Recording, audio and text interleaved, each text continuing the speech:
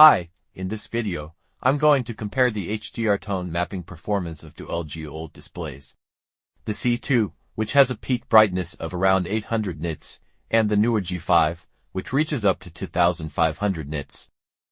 This comparison will help highlight how each display handles high dynamic range content, especially in terms of preserving detail and brightness in scenes mastered above their native capabilities. But before jumping into the comparison, I want to quickly explain how tone mapping works in both Dolby Vision and HDR10, since understanding that will clarify why these displays behave differently with the same content. Dolby Vision includes precise, scene-by-scene dynamic metadata, which allows the display to tone map each shot individually. This results in more accurate HDR rendering tailored to both the content and the display's capabilities. In addition to dynamic metadata, Dolby Vision also supports trim passes, which are adjustments made by the colorist on a reference monitor during mastering. These help preserve the creative intent and ensure the tone mapping stays true to the original 12-bit source. HDR10, on the other hand, uses static metadata, which applies a single tone mapping curve for the entire video. Since the TV must rely on their own internal tone mapping algorithms, and those vary by brand and model, the end result can often deviate from the original creative intent. Especially in scenes with extreme brightness or darkness. If there were no tone mapping, the display would clip all pixels above its capabilities, resulting in a brighter, but unnatural-looking image. In HDR10, LG TV use the max CLL value if it is below the mastering display's luminance. The higher the value, the lower the roll-off point is, meaning the TV starts dimming the image sooner to preserve detail, and it delays clipping of highlight information. If the video contains no static metadata, the TV defaults to a 4000 nit tone mapping curve. As you'll see in the upcoming comparison, accurate static metadata is essential for the TV to select the correct tone mapping curve for the content it's about to display. The max fall metadata is ignored by all the display. Samsung TV ignores the max CLL and relies solely on the mastering display luminance value.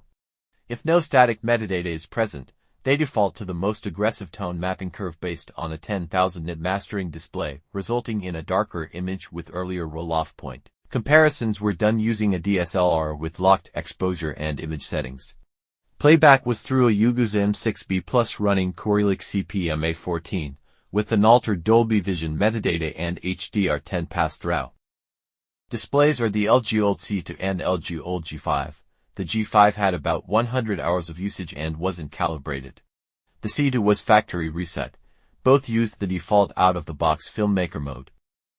The C2 and G5 still images were captured in separate sessions and rooms, so only the motion video at the end of this video allows direct comparison between both displays. The final video quality is in lower 1080p due to camera limitations. Capturing displays with such different brightness isn't easy and the exposure was locked to one display, making the other look either too dark or clipped. Still, the relative differences are accurately shown. Let's start with a 10,000 nit wide clipping pattern. As you can see, when Dolby Vision is active, there's no clipping and the tone mapping smoothly preserves highlight detail. In HDR10, clipping depends on the mastering display luminance value of the video. The version without any tone mapping, clipping occurs exactly at the TV's peak brightness capability. As for the RGB color clipping pattern, the behavior is similar. However, even with an L1 value of 100 nits that should disable dimming, there appears to be slight tone mapping applied to the blue channel.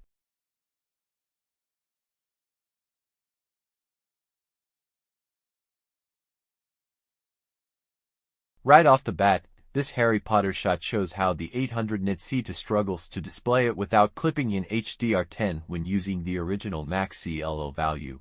Dolby Vision handles the scene perfectly, and even using a static HDR10 mastering display value of 4000 nits reveals more detail than the original max CLL metadata. This shot on the G5 demonstrates how powerful the display is.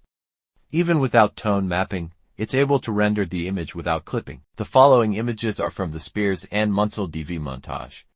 The colorist did a lot of modifications to DV default tone mapping through the 100, 600, and 1000 nits trim passes.